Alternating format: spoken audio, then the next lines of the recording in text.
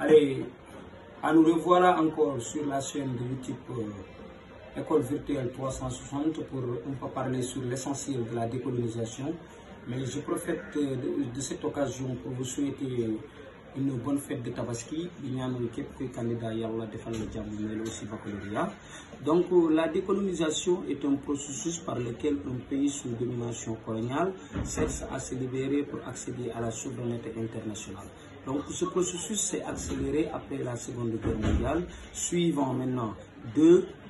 c'est-à-dire ou bien favorisé par la combinaison de deux facteurs. On peut avoir les facteurs internes de la décolonisation.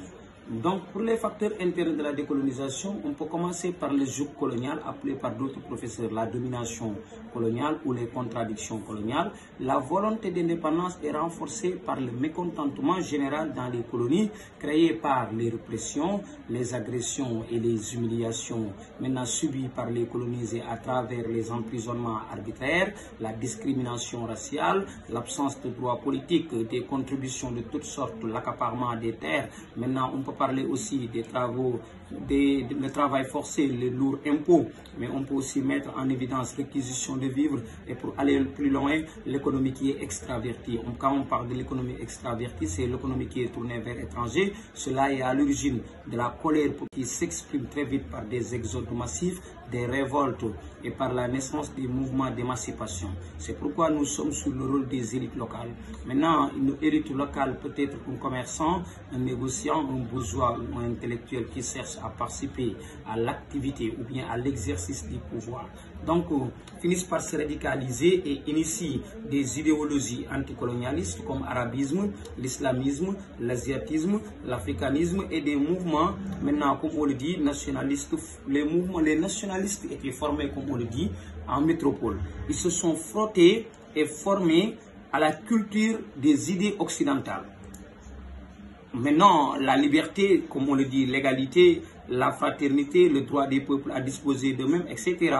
Maintenant, les intellectuels africains et asiatiques dénoncent le colonialisme et exigent l'indépendance. Ils créent ainsi des associations estudiantines, on peut dire des syndicats, des partis politiques, maintenant rien que pour aider les pays colonies à accéder à l'indépendance, mais aussi pour mener le combat, mener le combat de l'émancipation. En outre, on peut dire que la conférence de Bandung a joué un rôle important. En effet, du 18 au 24 avril 1955, 29 pays d'Afrique et d'Asie se regroupent, maintenant se réunissent à Bandung en Indonésie sous la direction de Sukarno qui représentait l'Indonésie, de Jawaharlal Nehru, Inde, Zhou Enlai la Chine et Gamal Abdel Nasser l'Égypte qui dénoncent le colonialisme. Ils utilisent alors la tribune des Nations Unies pour exiger la libération immédiate des territoires sous domination. Bref, seconde guerre de la décolonisation, nous verrons en second les causes externes ou internationaux.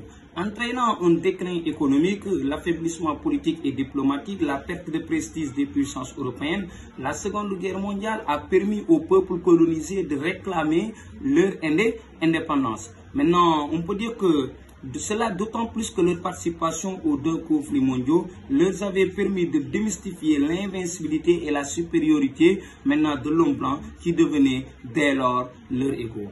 Donc on peut dire que la Seconde Guerre mondiale est à l'origine de la démystification et de l'invincibilité de l'homme blanc, mais aussi la prise de conscience des peuples africains à vouloir réclamer leur indépendance. On a le rôle des deux grands ou de la guerre froide. Maintenant, les deux grands de la guerre froide sont les États-Unis et l'URSS, maintenant qui sont hostiles à la colonisation et participent à ce qui accorde l'indépendance aux Philippines en 1946. Pourquoi? Ils sont hostiles à la colonisation pour étendre leur zone d'influence dans le cadre de la guerre froide, mais aussi dans le contexte de pouvoir agrandir leurs relations commerciales avec les pays qui sont nouvellement libres. On peut dire que pour le cas particulier, les États-Unis se souviennent qu'ils étaient déjà été colonisés par l'Angleterre.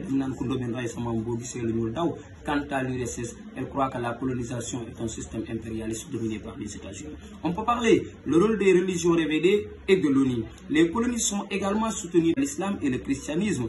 Donc on peut donner l'exemple de Mugabe, de Léopold Sédar Senghor, de Kwame Nkrumah, qui ont tous été formés dans les écoles chrétiennes. Mais le rôle aussi de l'ONU est non négligeable. En effet, elle proclame dès 1945 dans sa charte l'égalité des peuples à disposer d'eux. De même, c'est-à-dire l'ONU doit forcément être la tribune internationale ou bien leader anticolonial et intègre les nouveaux pays indépendants dans son assemblée. Donc de façon générale, on peut dire que la décolonisation a été facilitée par les nouveaux rapports maintenant créés ou bien nés à partir de la Seconde Guerre mondiale et par impact de la domination coloniale. Par ailleurs, elle a selon les pays maintenant pris une forme pacifique ou une forme violente. Donc bientôt, vous allez avoir votre vidéo portant sur